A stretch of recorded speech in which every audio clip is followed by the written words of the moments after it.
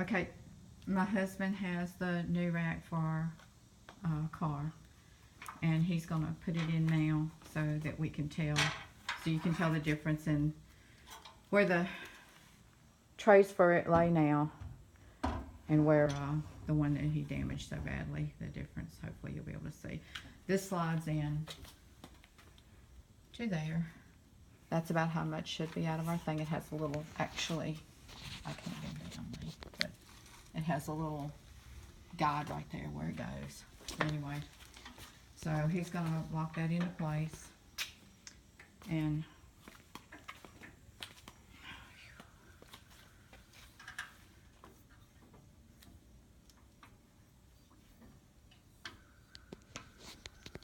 it's a dent where it went into the car.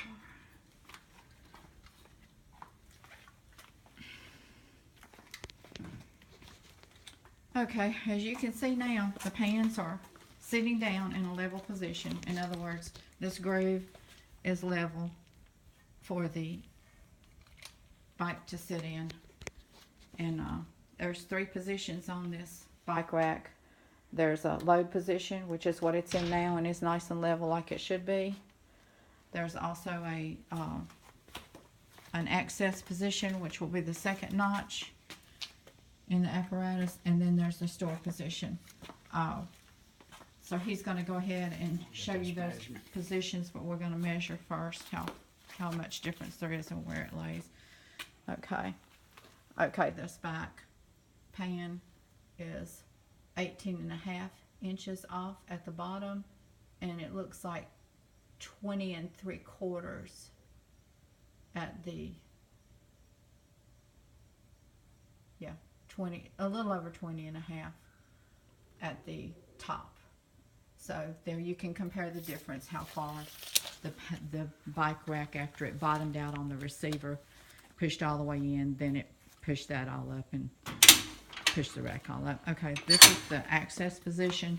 On some vehicles, if you don't have a long hatch, you can actually just slide it back to this position to get in your car.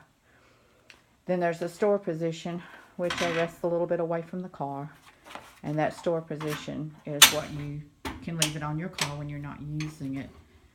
And that is appearing to be closer than it's supposed to be.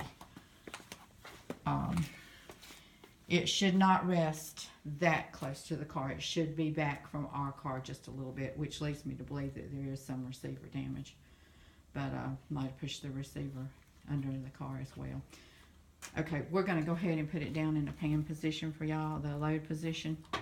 So he's going to go number 1 back to the access position, number 2 down to the load position. Okay, this is where we would load our bikes. And these systems ratchet up. Carbon recumbent bikes, you can't pull a bar down over top of easily, so you attach them with the wheels, and nothing rests on your frame, because they're a long different frame bike. They're not like a regular dyno frame. This is my husband's recumbent. Mine's damaged too badly. Once we got it off the car, we can't get it back on.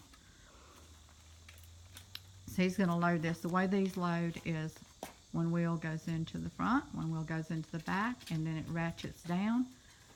And it ratchets with this mechanism. I'll try to get up a little closer here for the second one. And you'll be able to see this move.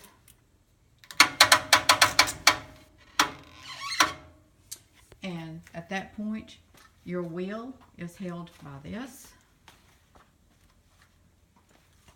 on both ends. There's a place here where you can put your locks through here to keep anybody from stealing your bicycle. So right now you see that his bike is longer than mine because I'm a shorter person. These are custom made and they're sized according to your height and your X-seam. Where your seat sits, where your handlebars sit, everything is adjusted to you. They're fitted to you. So this bike right here sits a little, his seat sits a little further back because his bike is longer than mine. But what I am seeing is his seat is exactly like mine. I do see that there is clearance between the back of the car. It should be sitting out this far. I'm not sure how much clearance. I think it would have been a little more clearance with the receiver in the place it's supposed to be in. But that's about, I mean, as long as your bike is away from your car, then, and he's measuring it to it's 5 inches right here. I don't know what it, my bike is smaller, so it would have been further away. But at any rate, mine was pushed all the way into it. What basically happened was, and my seat would be, here's the Kia emblem that it mashed into, and I know it's hard for you to see. I scratched up all this here, put a couple tents in the bottom. What happened was, when he rear-ended me, he drove this receiver, this bike rack, all the way into the receiver as far as it would go, and then bowed that heavy-duty frame you see around the receiver towards the car. Then when that wouldn't go any further, it bent all of the front and back pans towards, that hold the bikes, towards the car. So at that point, it flipped the whole rack up after it bottomed out as far as it could into the receiver. And my seat, instead of being this crease, this part you sit in, of course there's a cover that goes on this when you ride, this was right here because I'm a shorter rider. My bike's not quite as long. But anyway, it pushed that all the way into that emblem as far as it could, pushed all of this on both ends, basically stopped there because the receiver couldn't go any further, and wrapped both ends of the bike around the car, stressing, in other words, bowing the whole frame in the middle. On the pictures I sent you, you can actually see where it hit so hard and bent this back tire so bad that it actually bent this into the rim and moved the tire all the way over here and wrapped this frame around it. It bent all of these ratchet holders. On this tire, as you can see, there's a crank on the front of this bike, and your wheel lies under it. This is supposed to be, looking at it from the front, your holder is to the right of your crank, which is this. When he hit it, he twisted this completely over to here, all the way to the car, and of course pulled the wheel and the frame all the way around with it. So it completely went past the crank, and you have pictures of that as well, as do we. And that's about all I know to tell you. This is close to the position it's supposed to be. It's a little bit closer. We do think maybe the hitch has been pushed forward as well, but the 2-inch receiver.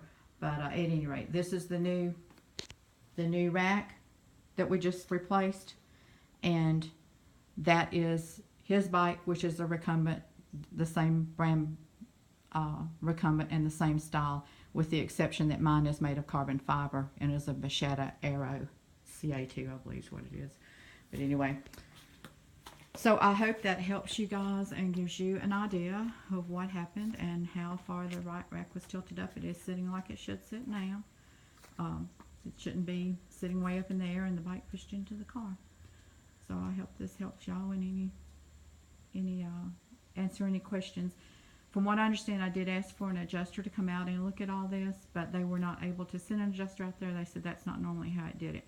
So I tried to do this for you. I couldn't get it done until today, and this is a little difficult. I can't lift the bikes or lift the frame or anything like that myself, so I had to wait for my husband to be off work to get all this done.